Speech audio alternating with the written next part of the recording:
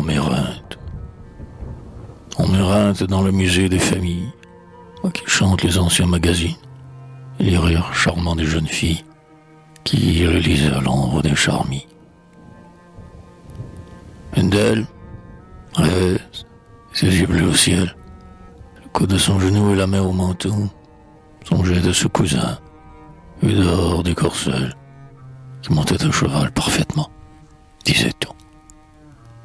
Plus d'une fois, dans son pupitre, au Sacré-Cœur, près des pensées mortes de son jardin mélancolique, elle ouvrait le musée en cachette pour lire la suite du diable au fumoir ou de Fort l'honneur.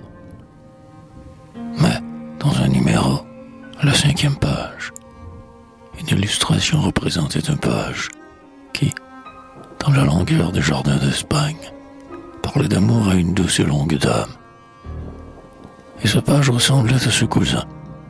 C'est pourquoi la maîtresse générale, Madame de Griol, voyant l'enfant songeuse, l'avait en grand soin et lui donnait de la mélisse ou du tilleul. Puis un jour, le roman du musée des familles finissait, ainsi qu'un baiser dans un broussoir. Et puis, un autre jour, la mère de Camille faisait mander sa chère enfant dans le parloir. Mon enfant, j'ai une nouvelle heureuse à t'apprendre. Nous serons tous de noces à la fin de l'automne. Céline m'a appris le mariage de Dore. Il épouse Cora. Ils vivront à la butte grande.